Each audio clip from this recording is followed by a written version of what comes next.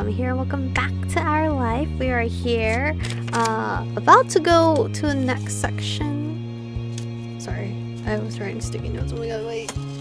Okay, next section called Sand Castle. So here we are. Cove wasn't able to do many things that summer. When him and Shiloh sat out on the shoreline one bright morning, you could tell he wanted to be in the water, but there was no way he'd be swimming anytime soon, not with his cast. The waves washed a single shell to shore, glittering in blue, another reminder of the places he couldn't go. From what you'd heard about Cove's old life so far, in tiny pieces and fragments, you could tell that he'd do anything to be able to get the cast off. The possibilities of what he might get up to made you anxious. You thought about how his summer last year must have been totally different from this, with his old home and his mom and dad. But now he was here, with you and Shiloh and Lizzie and everyone else, and he couldn't even go in the sea. This town wasn't bad. It had all your favorite things in it, but sitting there on the same beach you'd grown up on, you could understand that not everybody else felt the same way about Sunset Bird as you did. You watched him from the corner of your eye quietly, and he finally said aloud what you had been pondering. I wish I could go in. The water? Yeah. Oh, I'm sorry. You're gonna be able to do it soon. Cove only sighed in response. Apparently, soon wasn't soon enough. It's so pretty, the ocean. And huge. There could be anything out there, like mermaids. Yeah. I wish you didn't have a cast. I don't really care. Swimming might be fun if we could. I'm fine here on land. Mermaids aren't real. I wish you didn't have a cast. Me too. Obviously not interested in hearing much more of your input on the situation. Cove turned back to the water. Wow, damn, okay. But as he looked away, something about Shiloh's slow, careful movements caught his eyes. Hey, are you building a sandcastle? Sort of. I was only playing around while you were talking. I'm listening. Maybe I could too. I've only made big piles before. It's really nothing special. I'm sure you'll get good at it right away. Well, how do you do it then? Shiloh's cheeks lit up. You could tell he was a little bit uncomfortable to have Cove's expectant stare on him. I'll play too. I love making sand stuff. I've never really made one before. There's something else to do. I love making sand stuff. He puts his hands back to his seashells and sand and nodded. I don't do a lot. Here's how I like to get a house started. Shiloh focused more intently than you'd ever seen him, guided Cove through his process. You happily used your own method. It didn't take long for the three of you to each have humble structures prepared. Dude, I forgot how to make a sandcastle. Do I put the water in first and then the sand? Or the sand first and then the water? Damn, how do you make a sandcastle? That's all kind of. You can do anything. That's all kind of. You can't do anything now. Let's like make it bigger, add some seashells, carve a pretty pattern. I bet you'll have great ideas. You can make a moat. Okay. I'm gonna make it bigger. Mine's gonna be a real castle. This is gonna be a house. Looking at the base of your sandcastle, you decide to make. I want a castle. Looking at the base of your sandcastle, you decide to build a fancy castle. The better part of the next hour was spent focusing on your own work. The boys were the same. Even Shiloh didn't sneak as many peeks at everyone else as he usually did. You finished shaping before either of them did, glancing up from what you built. It seems it got done so fast because they already searched around for It seems you got done so fast because they're already searching for extra decorations. Shiloh had grabbed most of the really interesting stuff, and Cove had a lot of shells, but there were still options. The first thing you reached for was a red bottle cap, blue seashell, green piece of sea glass. What's sea glass? Am I allowed to touch that? Am I not gonna get hurt? Whatever it is interesting, so I'm gonna pick that up. It was the best fit for your castle, you decided. It was see-through and sparkly, so you tucked it away somewhere secure inside, barely poking out to make sure it didn't get lost.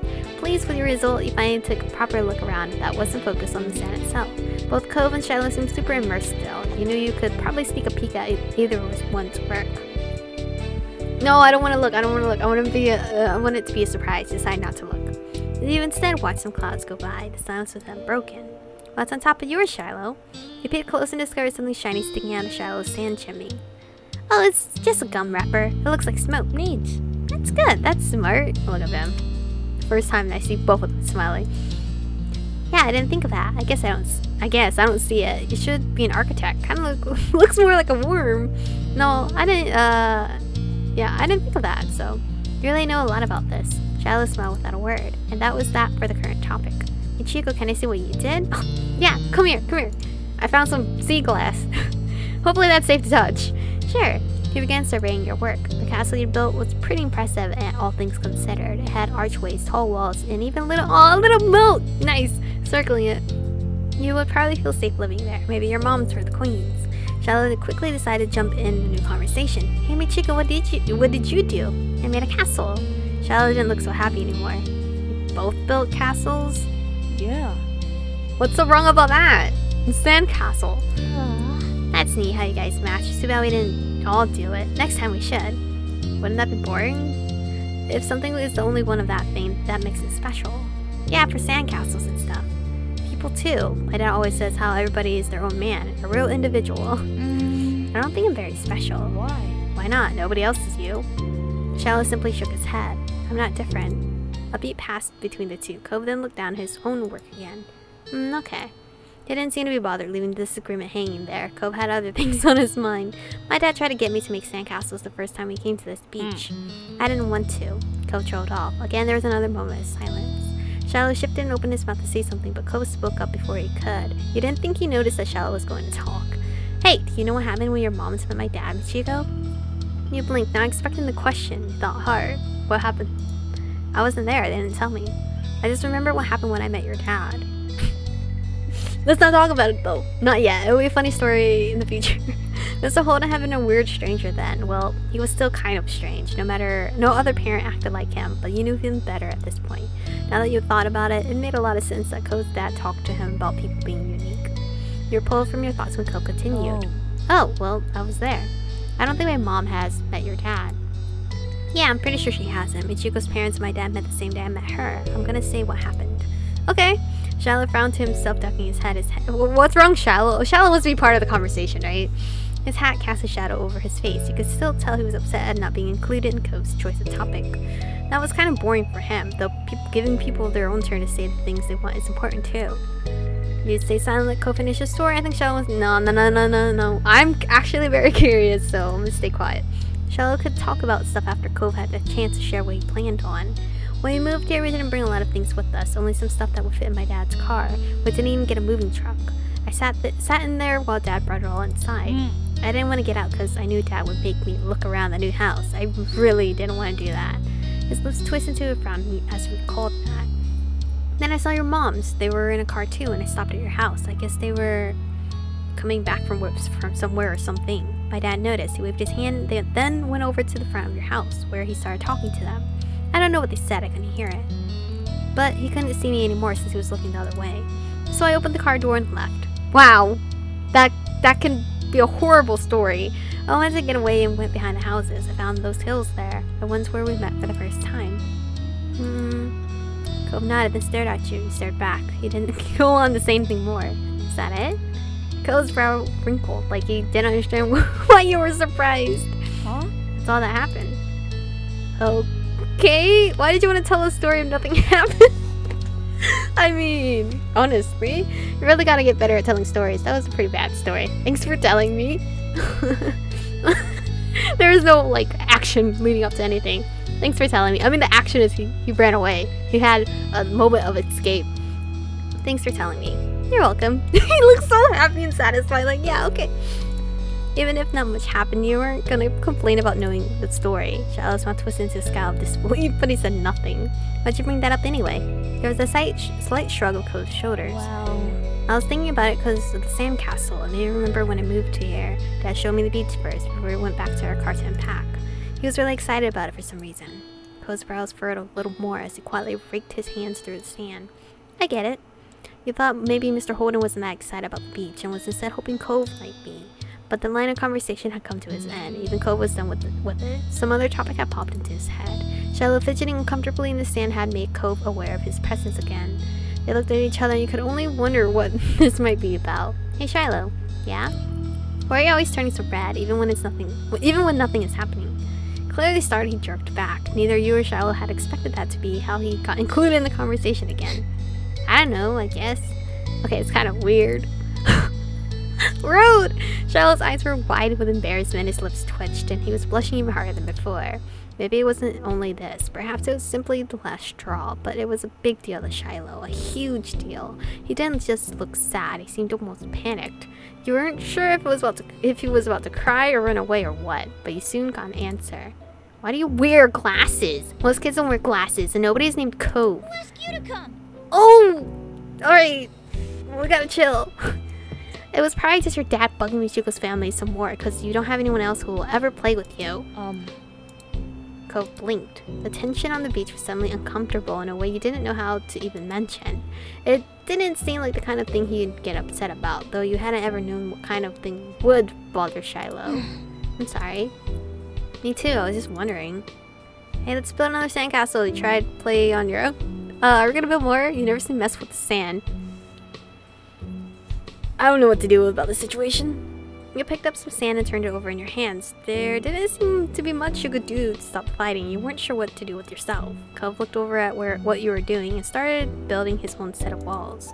Shiloh took a deep breath before kneeling back down into his own patch of sand. It seemed they both decided to try playing again. You were glad for that. You all went back to making more sandcastles, but the whole mood had changed. Shiloh's cheeriness was clearly gone, and Cove looked as confused as ever about why the other boy had blown up.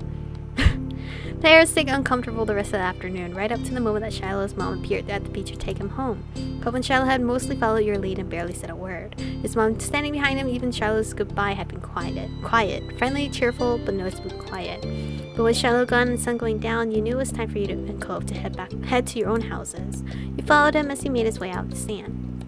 The walk home was quiet. You passed by familiar landmarks, shoes thumping against the sidewalk in near perfect unison. Cove was clearly caught up in thinking about something. Can I ask him? Would he be annoyed? He asked. The prospect of asking made you nervous, but you did anyway. Cause you know, I start my girl off shy, but like I think we're getting closer to Cove, so I think I would personally be more like not shy around him. So I would ask, "Hey, is everything okay?" I was just wondering. Cove fell silent again for a few more seconds inside. Why'd Shiloh act like that when I said he was all red a lot? You're being rude to him? He was just being a baby? You shouldn't make fun of him? I don't know, it's just Shiloh. He gets embarrassed. You were kind of being rude. I love you, Shiloh, but I love you, Cove, but you're being rude to him. No, I wasn't. It looked like that to me, and it wasn't just saying that one thing. You're not very nice to Shiloh. I didn't mean it like that. Shiloh's kind of weird to talk to. See, that's kind of rude. I guess. I can get it. Why he would do that. Sometimes I get really mad too. Despite seemingly coming to a conclusion, Cove's mood was still sour. What Shiloh said didn't make sense anyway. Parents always talk to other parents and set up stuff so their kids play together. My dad didn't do anything weird. I mean, no, he didn't. I didn't know the conversation was leading to this. He struggled not to make a face at that. His dad definitely did something weird to try and get you to spend time with Cove. But Cove didn't know that. Nobody's making you spend time with you. Your dad does do stuff, so you'll hang out. No, what the fuck? You decided to tell him about how he's... Nope. That's a story I will tell you in the future. Nobody's making me spend time with you. Cove's shoulders relaxed. She hadn't even noticed that he had tensed up. Yeah, that's what I thought too. Oh, I lied. I lied to Shiloh. I meant Cove. Fuck, Shiloh, get the hell out of my head. Anyway, I knew the whole time Shiloh shouldn't have... No, wait, what? I knew the whole time Shiloh shouldn't have been saying things like that. You nodded, but you didn't speak. You kept your eyes firmly on the ground. By now, the two of you were on the sidewalk near your houses. It was time to part ways. Bye, Cove. Your parents hadn't planned anything else for you, though you knew that you'd see him eventually. Cove nodded, already turning away. Bye, Michiko. You made your way to your house at a leisurely pace, going up the driveway to get to the front door. Before you went inside, you looked back. Cove was halfway to his house, his hands shoved in his pockets. You still felt a little unsure with what you were supposed to do about the deal Cove's dad had offered. You didn't want to say something bad, or something you shouldn't. You might change your mind sometime. There was always tomorrow after all, but for now it was definitely something that you'd keep to yourself. Again, I wonder if I can mention it in the future. With the final look, you went inside your house. I think it would be a funny, like, joke to say, like, hey, one point your dad tried to, like, pay me to be your friend, you know? But then that might ruin the friendship, or it might not. I don't know. Anyway, thank you guys for watching today's episode. The next one we're gonna be firefly catching, I believe, with Shiloh and Lizzie. But anyway, thank you guys for watching. Stay beautiful, and I'll see you guys in the next one.